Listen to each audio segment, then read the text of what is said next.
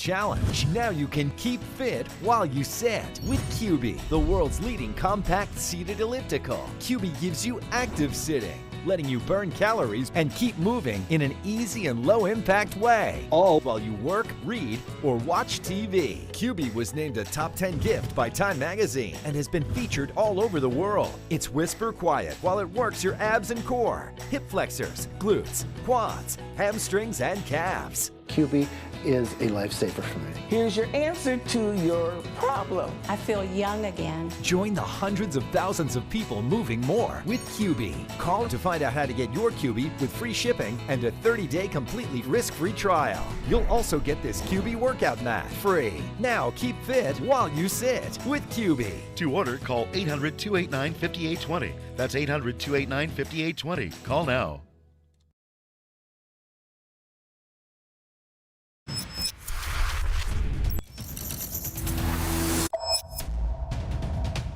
Good evening and welcome to RFL. I'm Richard French. We still have a lot of work to do, but I can say to you, the American people, help is here and hope is on the way. As President Biden answers questions from the press briefing during his first news conference since taking office, he is facing a laundry list of major challenges, any one of which would be the #1 issue for an incoming president. The list includes a pandemic, the economic crisis caused by the pandemic, a surge in migrants at the border, rising gun violence, and so much more. So for more, let's bring in our senior political correspondent, Andrew Whitman. And Rich, before we get to the clips of the president, I want to start with a reset on where he stands in the polls for his first press briefing. The new president in his 10 most recent nonpartisan approval polls rating between 51 and 60% approval. Turning to Gallup to compare presidents, Biden is running ahead of where Donald Trump was at this point in his presidency. He's also above Trump's all-time high, but Biden's still polling behind Barack Obama's numbers. All right, to the clips, and we begin with COVID. The president doubled his vaccine pledge, now saying he wants 200 million shots in arms in his first 100 days. And he noted 100 million Americans have now received their stimulus money. Biden made it clear COVID remains his top priority as president.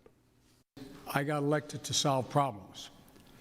And the most urgent problem facing the American people, I stated from the outset, was COVID-19 and the economic dislocation for millions and millions of Americans. And so that's why I put all my focus in the beginning. There are a lot of problems, but all my focus on dealing with those particular problems. And oddly, that was just about the only mention of COVID at the presser today. He never got a question about it.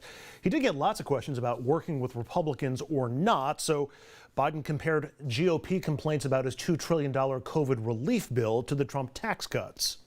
My Republican friends were worried about that the cost and the taxes that had to be had, if there is any tax to be had as they talk about it, in dealing with the act that we just passed, which puts money in people's pockets, ordinary people.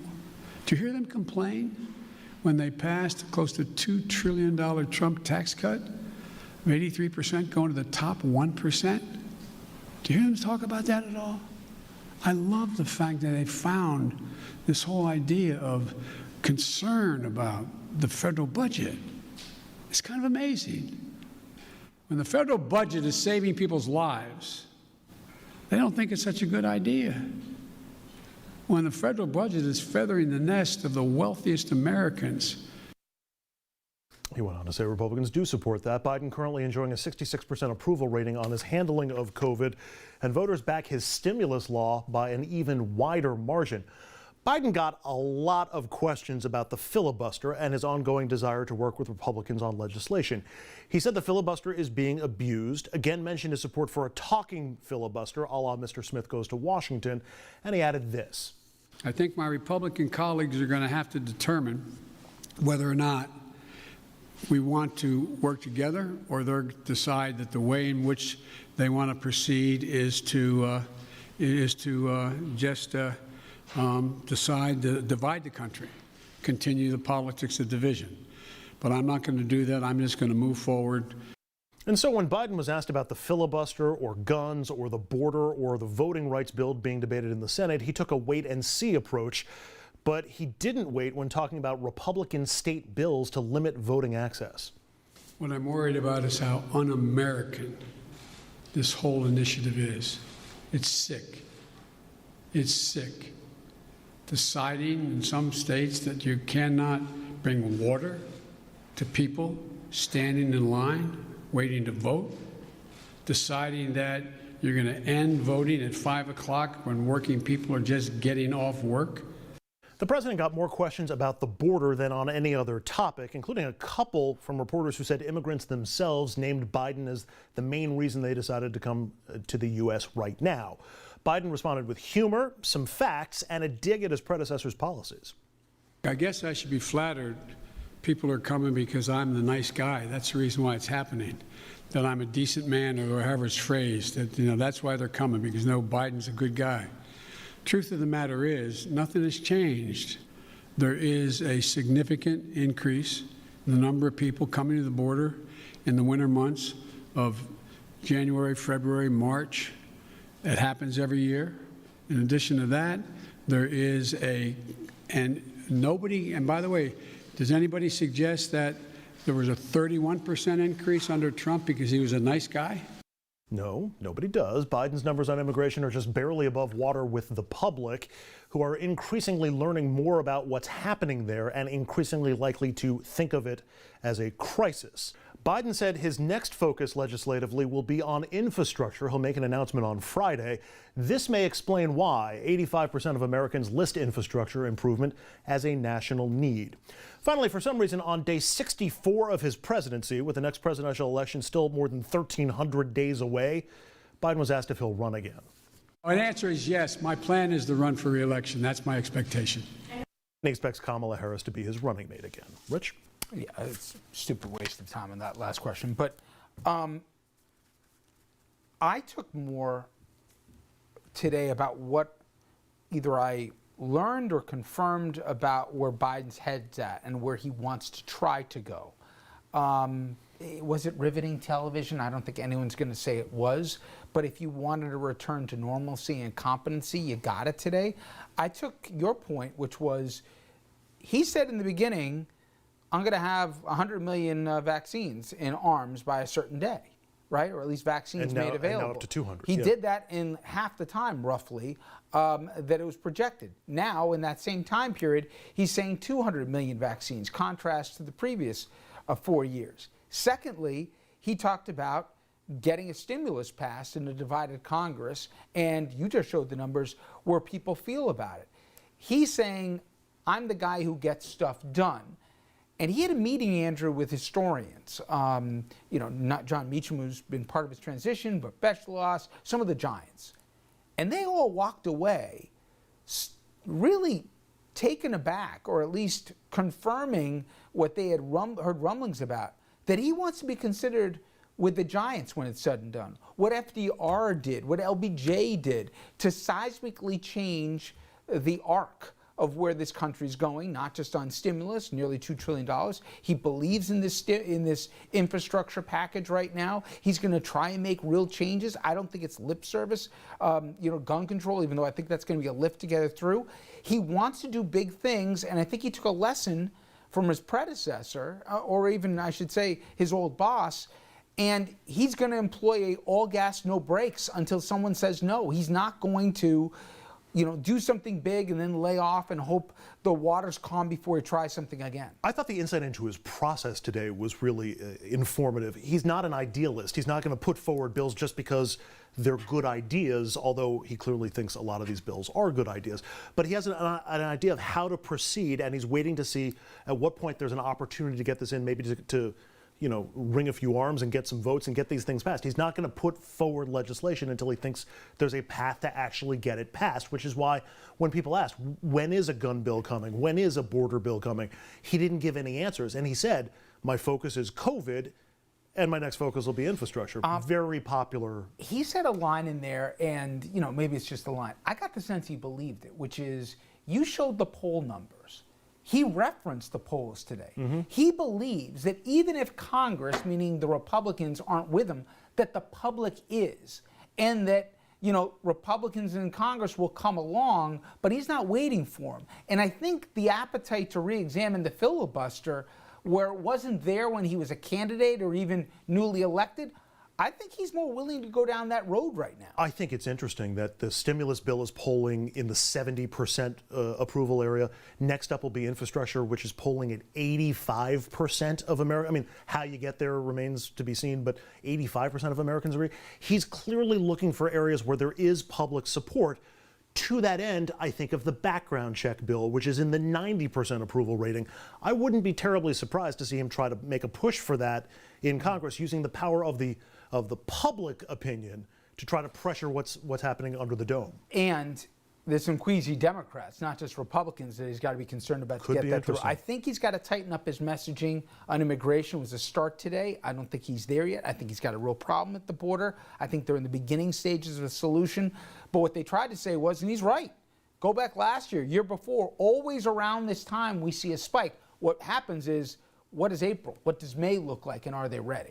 They're being reactive to the border. They've been proactive on everything else, Rich. That's a good way to put it. When we come back, we will have an update, speaking of the border, as to the situation there. Things are politicized, and it's easy to forget what this is all about, namely human pain and desperation. I saw it for myself firsthand. After the break, we're going to show you why thousands of migrants are coming here against all odds and against life and death threats.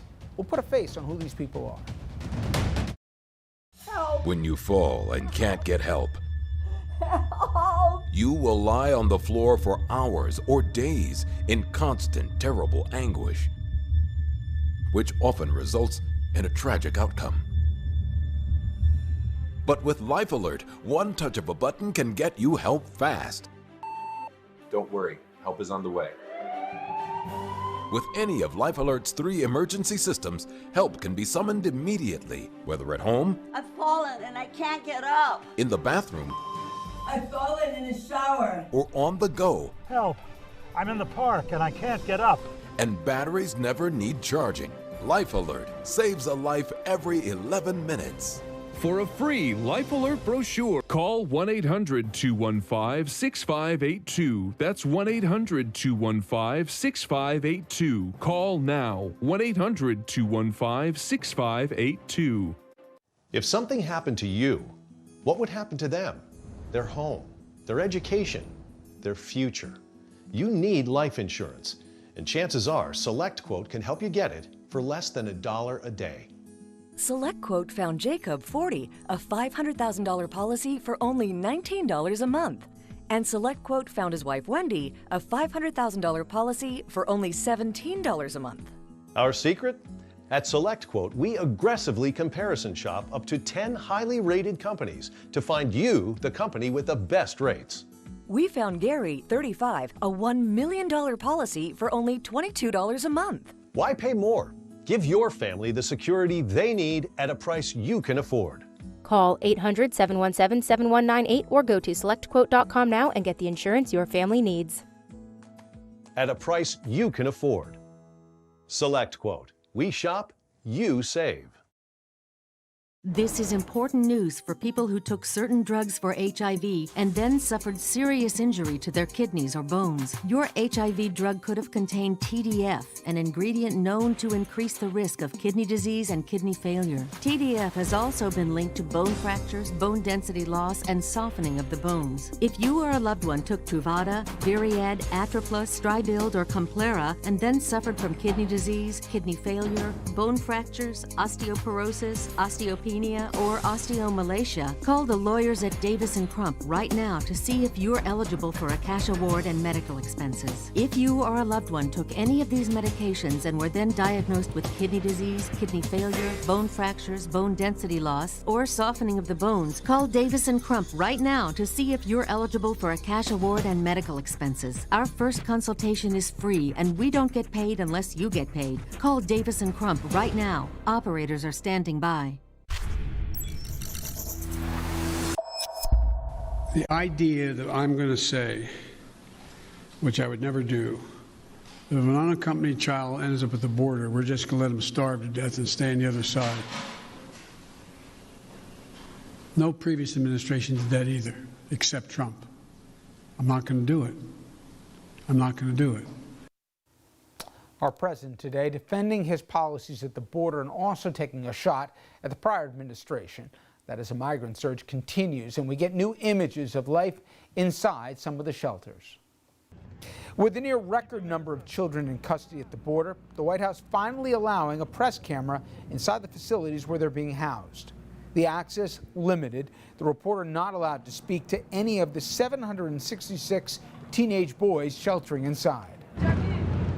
And here are the images. Children spotted playing soccer, piles of clothes, waiting for migrants when they enter. An empty classroom, medical clinics, and space set aside for the 108 who tested positive for COVID-19 when they arrived. But this facility in Carrizo Springs, Texas, far different from these images that emerged days earlier. Hundreds of miles away in Donna, Texas, where press are not allowed inside, kids packed closely together, sleeping on mats with foil blankets separated by plastic. This video from Customs and Border Protection, nearly 4,000 in a facility only meant to hold 250. 400 boys inside pods only meant to hold 260 people. And more than 16,000 migrant children in custody crossing the border without a parent or guardian. One thing I found, and it seems I'm not alone, that is being lost often in this politically charged debate over immigration is the fact that this is a sad story about brutal suffering. My next guest, he wrote a piece speaking to that in the Washington Post today with the headline, "The border crisis is about human pain and desperation. Why can't the media grasp this?" I want to bring him in now, Leon Krauss. He, the Post Global Opinions contributing columnist. He's also a Univision anchor based in Los Angeles. Leon, thank you for the time. I appreciate it. It's my pleasure, Richard. How are you? I'm doing good. A couple years ago, I went along the San Diego-Tijuana border, and I got to see kids and their stories as to why they came, in some cases more than 1,000 miles, what they endured and what they hoped to find. They were in limbo, though, on the Mexican side of the border.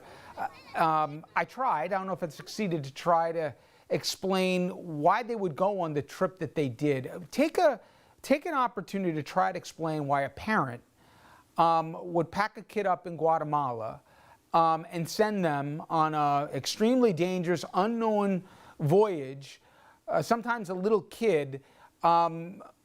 Why would they do that? How bad would the situation have to be at home to take that kind of a chance for a child they love? Terrible.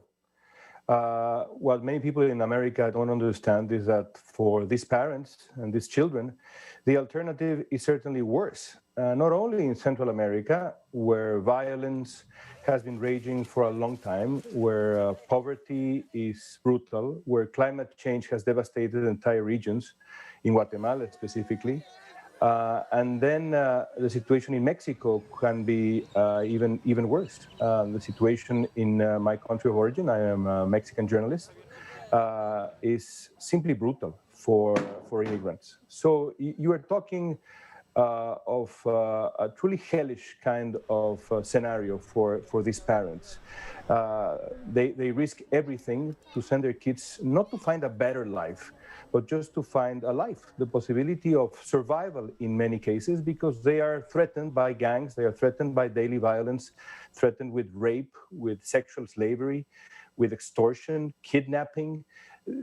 And the numbers don't lie, the studies don't lie, and the stories that you heard and I heard in Tijuana and Matamoros and all along the Mexican border, the northern Mexican border and the southern Mexican border as well, the city of Tapachula, for example, they simply don't lie.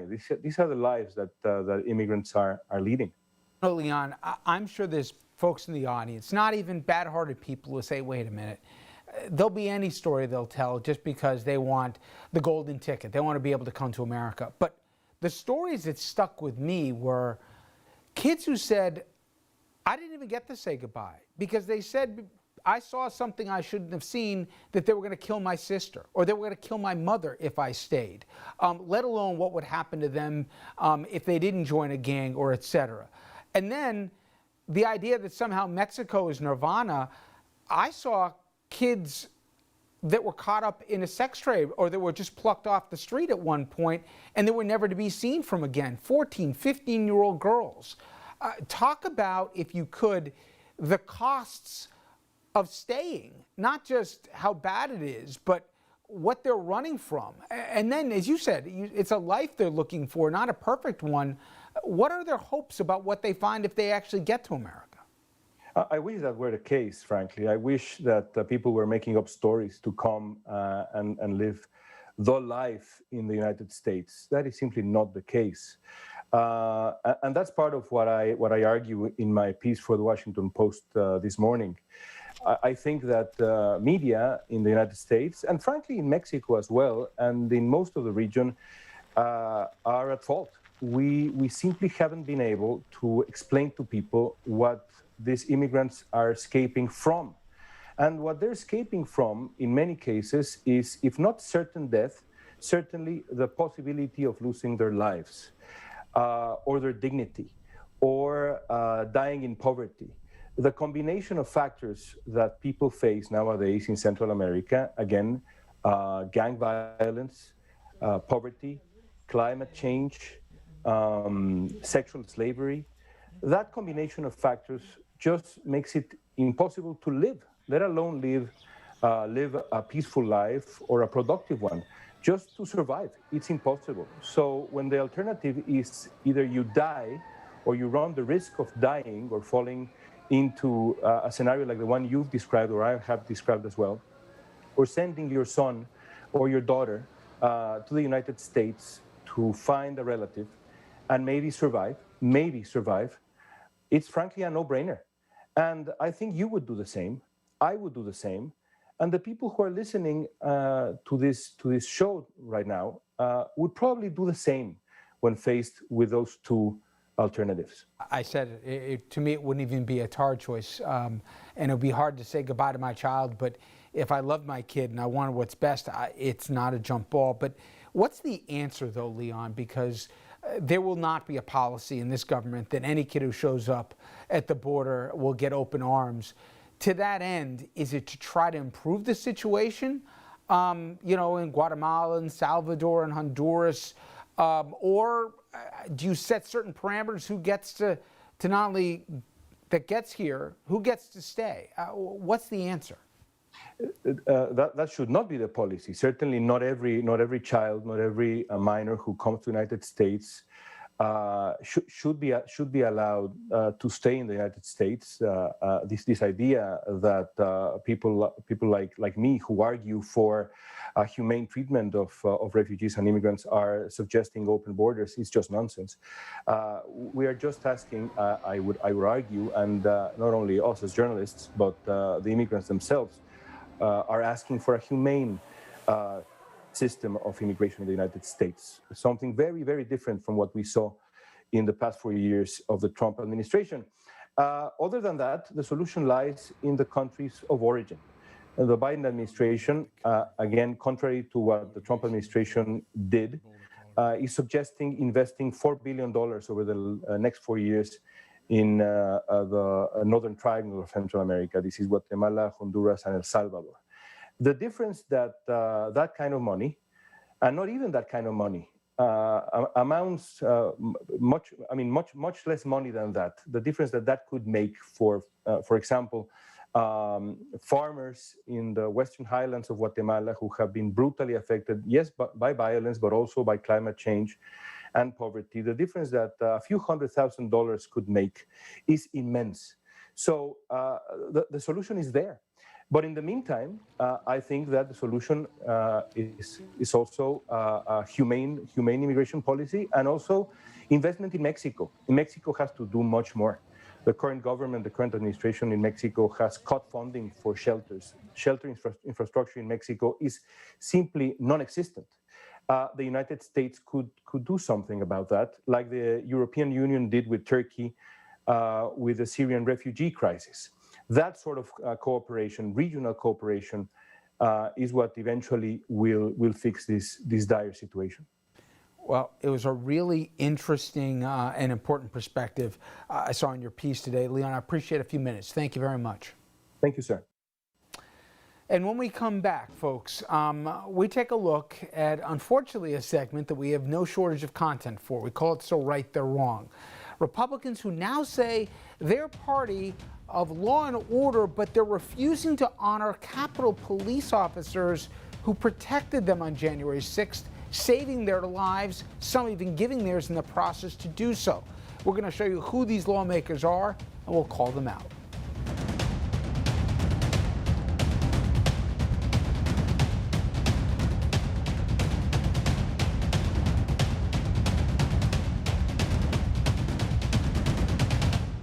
Attention! If you've had a hernia surgery after 2006 and suffered from serious side effects such as infection, chronic pain, organ damage, mesh shrinkage, or mesh migration, you could be eligible for financial compensation.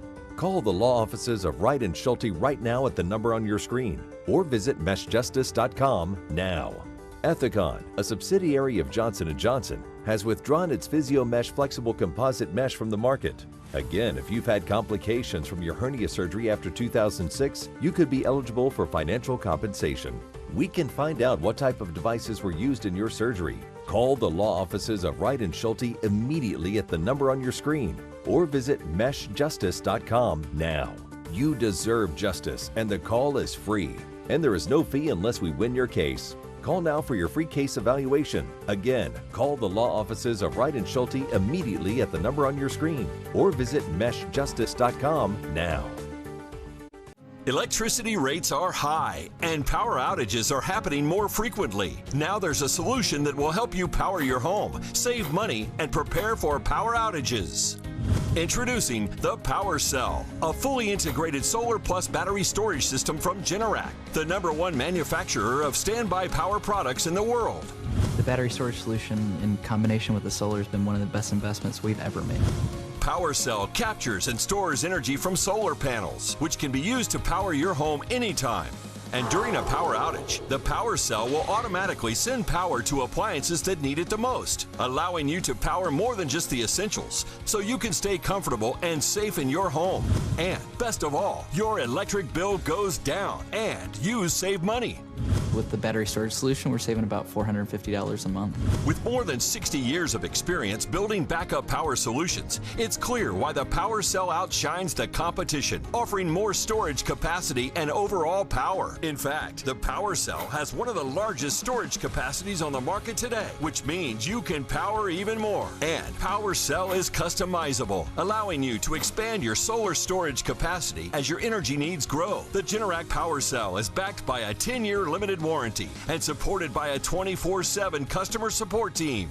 It was a simple installation, very neatly installed. It was done very quickly and efficiently. Zero-down financing is available with low monthly payment options. With federal tax credits and local energy rebates, you could save up to 26% off your purchase, adding to the savings you'll enjoy over time with Power Cell. Call or go online now to request a free quote. The call is free, the quote is free, and there's no obligation to buy. Power Cell is available now and ready to install. And if you act now, you'll receive PowerView, Generac's home energy monitoring system, a $300 value. Don't wait. Call or go online now. Power Cell. Savings powered by the sun.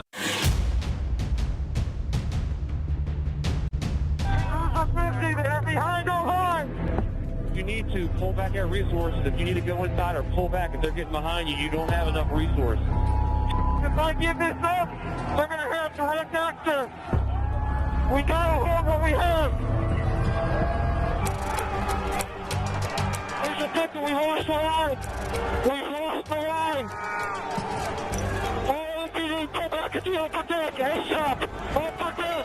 He's ready. He's ready. He's ready. Get their helmets off. There's a 50 has blinked. 1033. I repeat, 1033 was from the Capitol. We've been blinked and we've lost the line.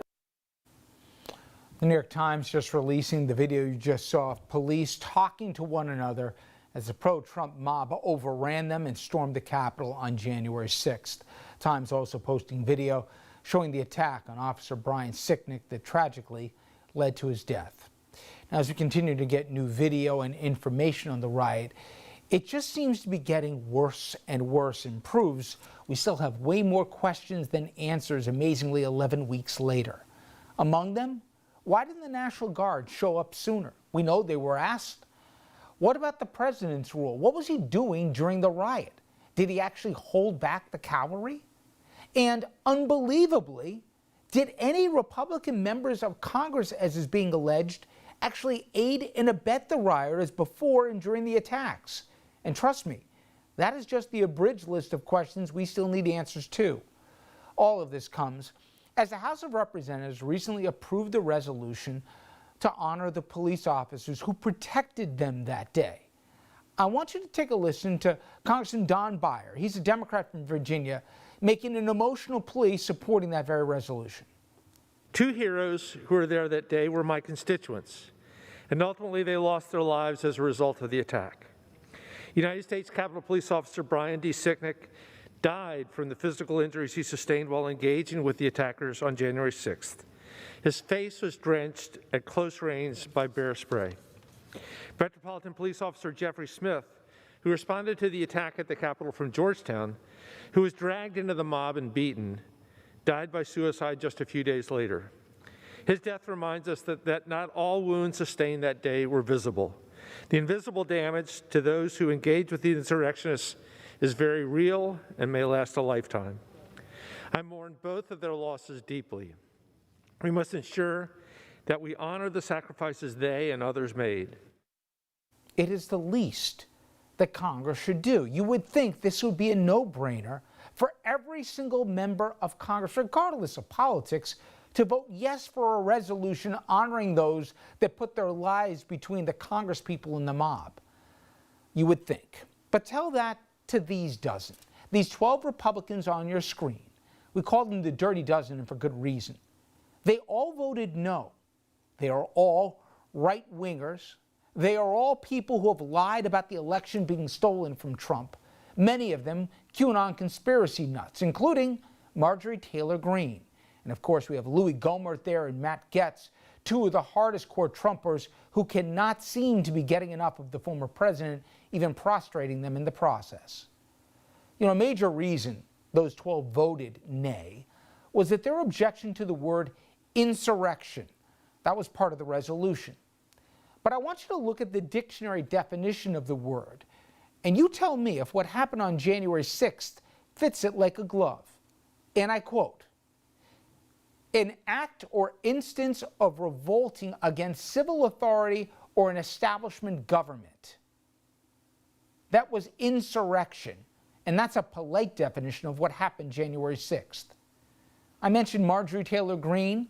She one of the nay votes. Well, today, we learned that a very close ally of hers was actually in the mob on January 6th, and we have video inside the Capitol to prove it. He even thought it was a good idea to post the following video admitting as much, and also disavowing the idea, as some folks like Senator Johnson, the Republican from Wisconsin, said that it wasn't Trump supporters who were behind the riots that day. We were all there. It was not Antifa and it was not BLM. It was Trump supporters that did that yesterday. I'm the first to admit it. Being one myself.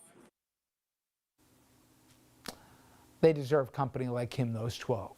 So the next time any of the dozen of those lawmakers that I just showed you tell you that they are really pro-law enforcement or love the cops, I want you to remember the 3 officers who lost their lives and the 140 more officers who were injured, some seriously that day, protecting the Congress people.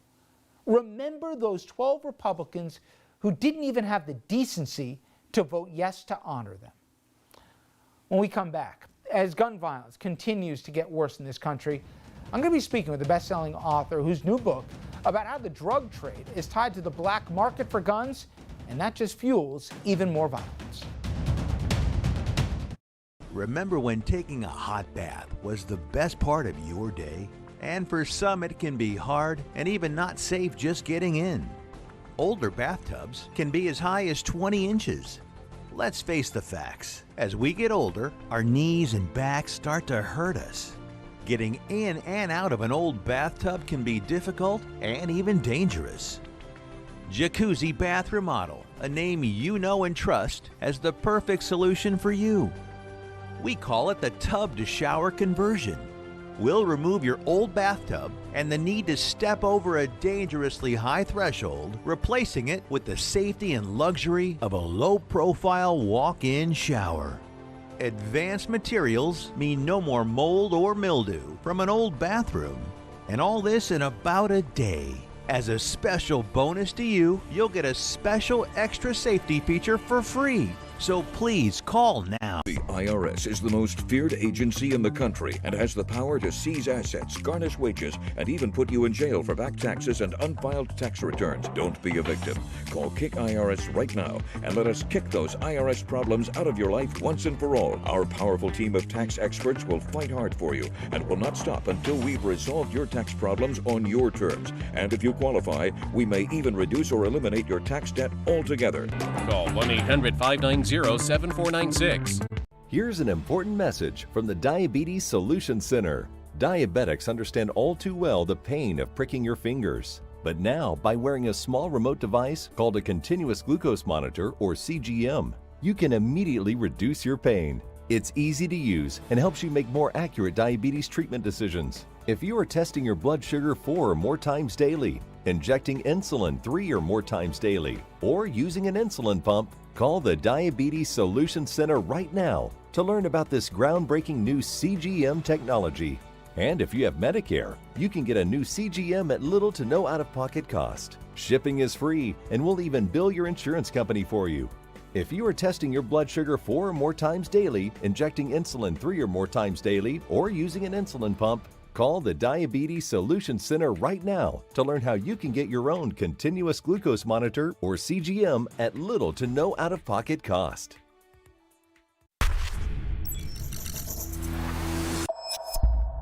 And welcome back, everyone.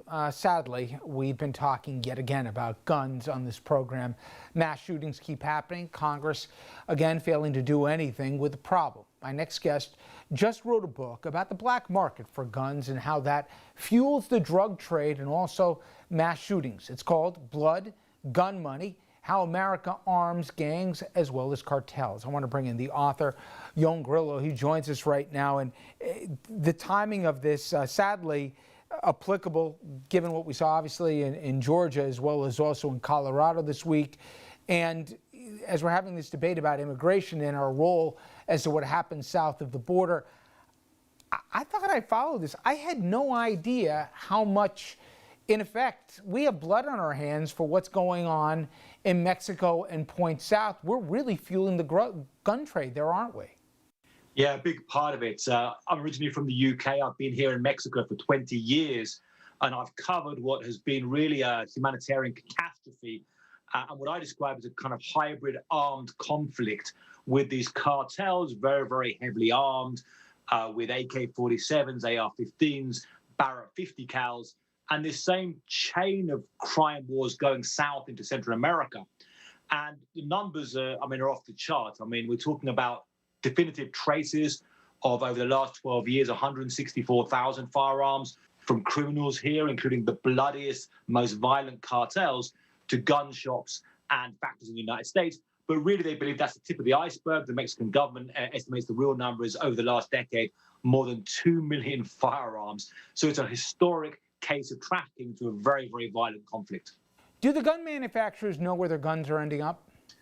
Often they do, and that's an interesting thing you see in the gun business. I talked to one gun broker, and I was saying, do you feel guilty about if the guns you're selling end up in the hands of people using in mass murder? And he said, well, as long as legally it's okay, because you have the legal gun business and then this parallel black market, and they cross this invisible line into that. He said, if it's legally okay, then I don't worry. I said, but legally you might feel okay. But do you ethically feel bad? And he thought for a minute, and then he said, no. And I think it was a very honest answer. People, you're looking to seal off your corner. These are huge numbers of guns that are made and sold go to criminals. And not only in Latin America, we're talking about in the United States, St. Louis, Missouri, huge level of gun deaths there. 87 per 100,000. That's on a level actually comparable to some of the places in Latin America. So there's also guns going around and being used for a lot of these murders in the United States by criminals. And in your book, you're not just talking in Latin America. You go into places like Baltimore, St. Louis, et cetera. Isn't one of the takeaways that states can have as restrictive gun control as they want if the neighboring state or some pipeline, just brings the guns in? You can't have 50 different sets of rules. It doesn't work, right? Well, I think part of it is just simply the failure of basic enforcement to stop gun trafficking and this kind of gun crime. I mean, one thing I learned, there is no federal firearms trafficking law.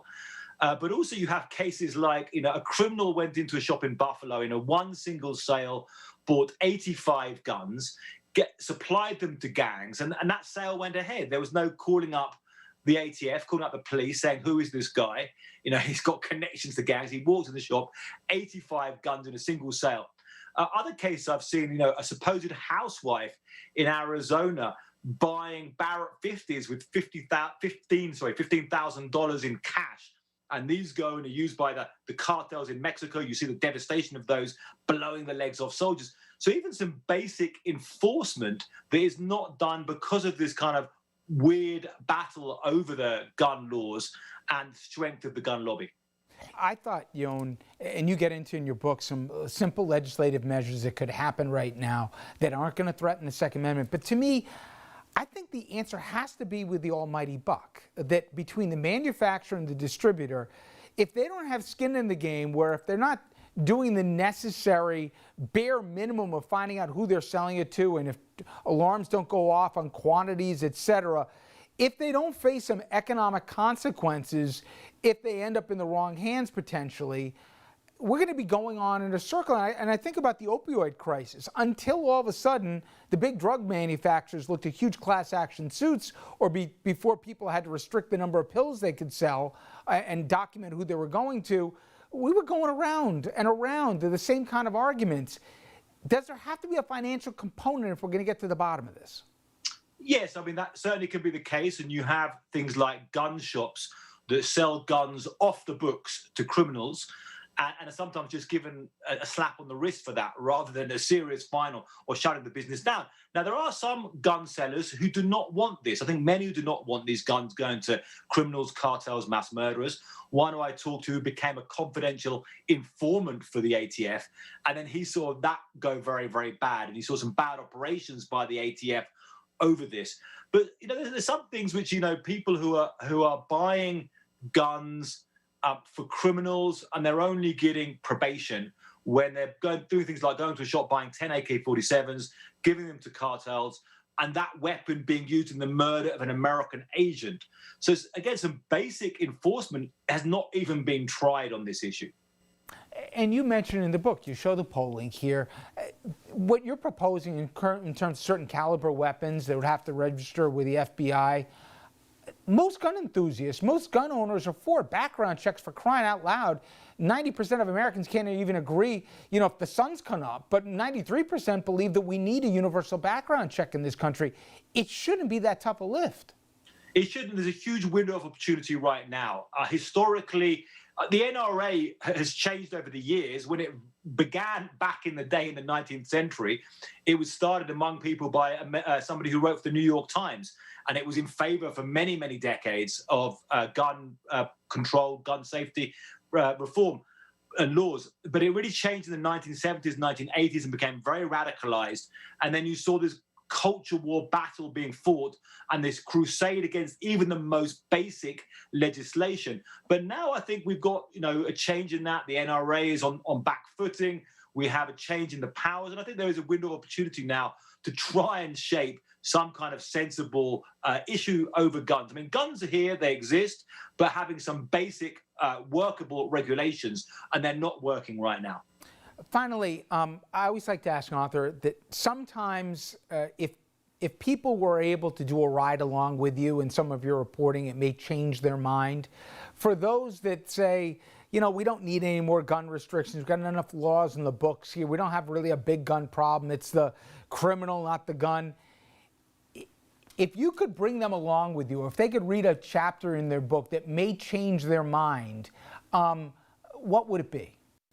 Yeah, I think about that, and I think sometimes with people I engage with, I'd like to take them down to some of these refugee camps that have been on the border, and to some of the situations in Central America, to see what people are living and how there are people with families, with children, trying to get by, trying to do the right thing, who have suffered this immense level of violence, and how this is connected to the United States, and just to think about basic things like, you really want to have that situation where the United States is giving guns to some of the very, very violent criminals who are committing some horrific acts against these people.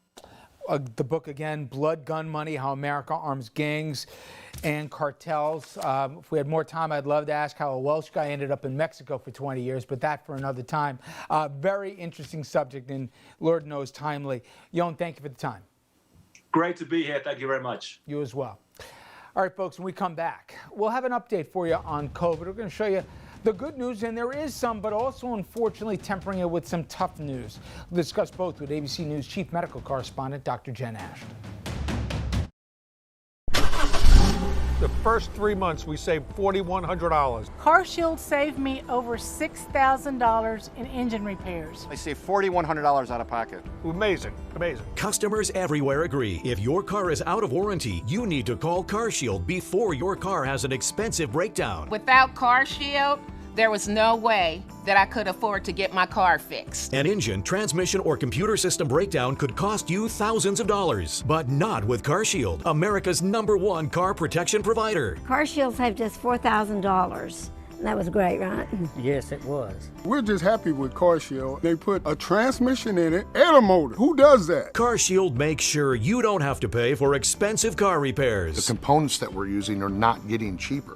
So nowadays, coverage is even more important. CarShield covers most makes and models from 5,000 to 150,000 miles. It's easy, affordable, and no long-term contracts. And when customers realize that they're getting a $5,000 job for $100, they're excited. I've had customers who were so happy that they did break down into tears and cry. We saved over $6,000 on a complete engine rebuild of our truck. With CarShield, I saved over $3,600. It's a no-brainer. I never have to worry about being taken advantage of when it comes to car repairs. It's like having a suit of armor around my car. Cars will break down, and those breakdowns could cost you thousands unless you call CarShield today and get the protection you deserve. CarShield saved me in excess of $10,000. And when you call, you'll also receive at no extra cost roadside assistance, towing services, and rental coverage. If your car's out of warranty, believe me, you want to have CarShield. Make the smart choice and protect yourself from sky-high auto repair bills. Call now for a free and instant protection plan quote. It's only a matter of time until repairs are needed. And once your car breaks down, it's too late. Call 800-858-4214, 800-858-4214.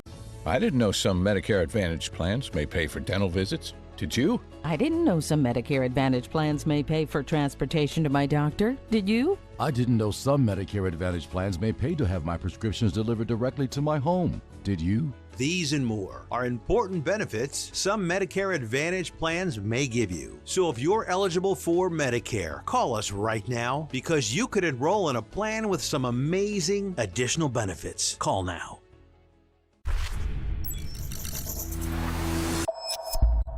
We really have to defeat vaccine hesitancy. A lot of this is education, one-on-one education, trusted community organizations, trusted faith-based organizations, and really dispelling fears. You have a lot of misinformation, unfortunately, on the internet. Some of this has been politicized, but I think you can get there. The CEO of one of the largest hospitals in New York City, talking about concerns regarding people skipping the vaccine. And there are some new numbers out there that show the doctor has reasonable cause for concern.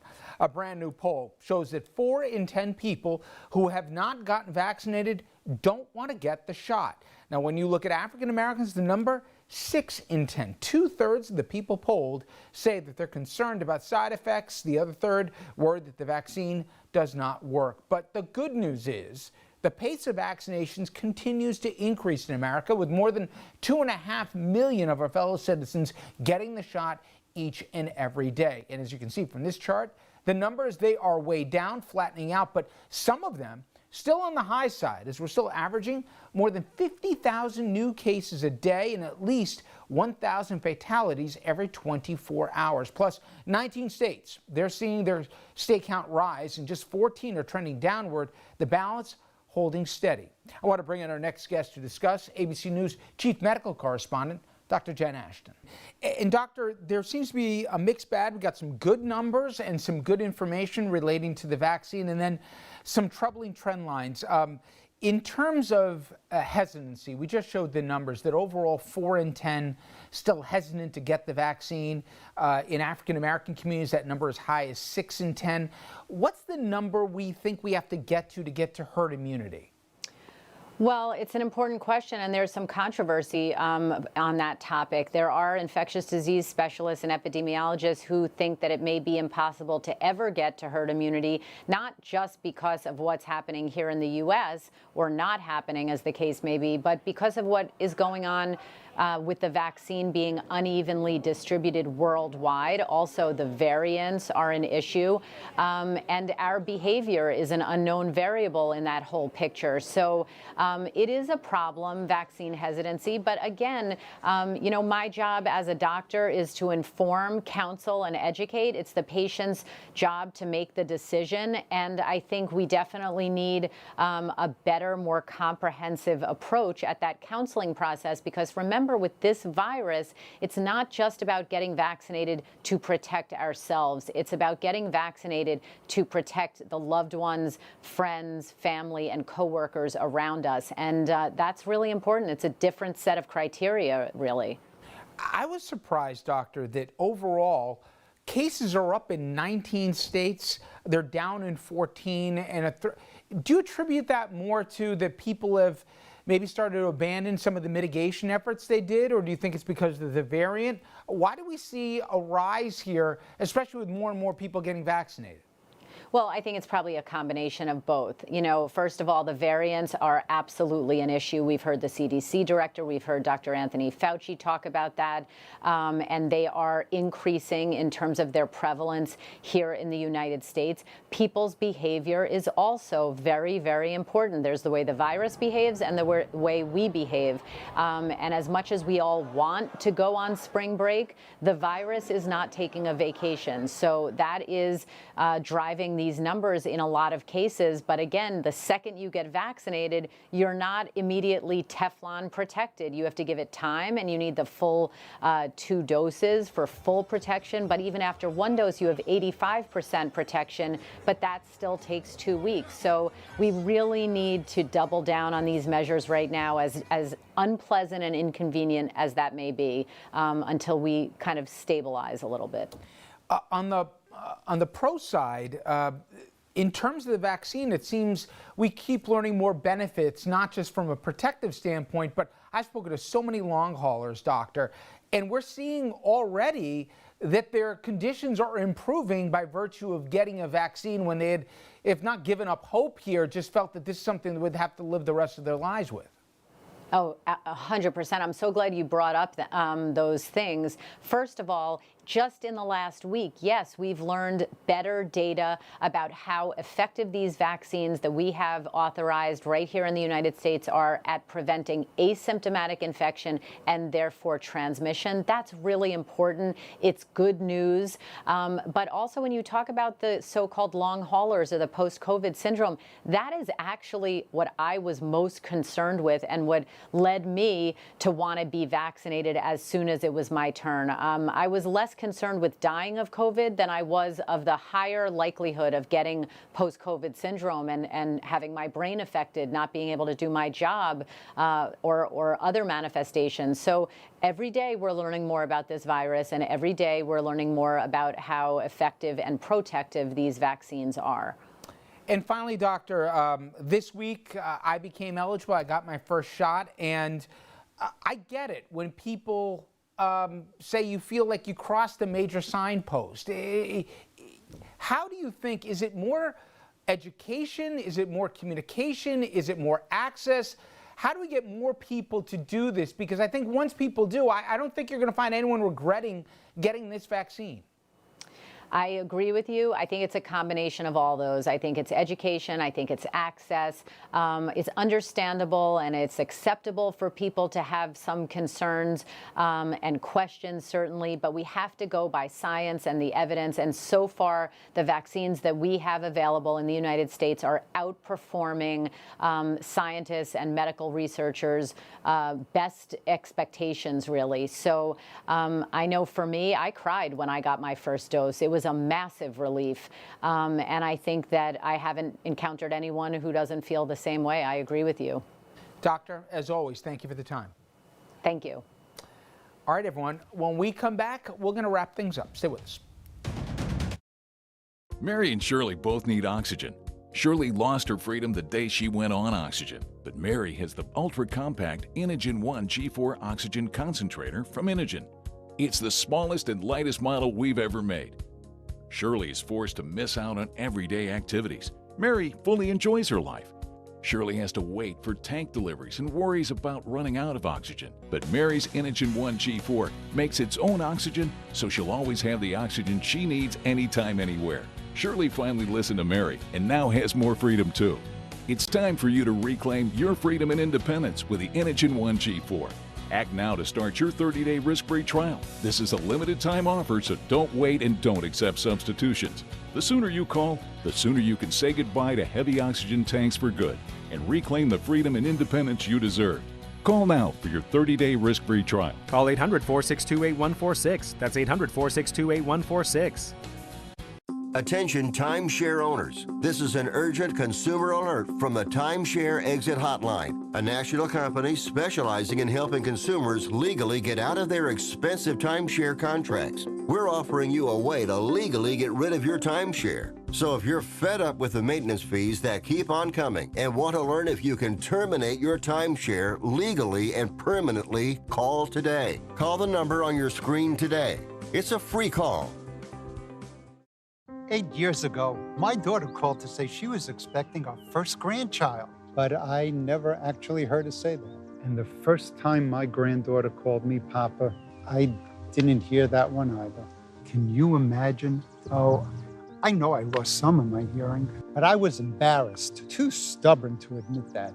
For Father's Day a few years ago, Gina and Ryan bought me a nano hearing aid. And my precious Ryan, I love hearing her call me Papa. I love hearing everything again. What have you not heard by not wearing a hearing aid? You're going to have many more special moments in your life. Don't miss hearing a single one of them. Call Nano. Order your full pair of hearing aids for only $297. 1-800-259-1401. Make today the day you finally start hearing better again with nano hearing aids. 1-800-259-1401. 1-800-259-1401. A quick programming note for you. Obviously, as you saw at the beginning of the show, one of the dominant themes out of the press conference today with President Biden was immigration, specifically what's happening at the border with all those kids. Well, tomorrow, we're going to have a fascinating perspective for you. I'll be joined by a nun in the Rio Grande who is handling the overflow of these kids. And we're going to be talking about why are they coming, what are they hoping to find, what are they running from, and the realities on the ground there right along our border. That, of course, begins tomorrow evening, 6 p.m. right here on RFL. I hope to see you Friday. Till then.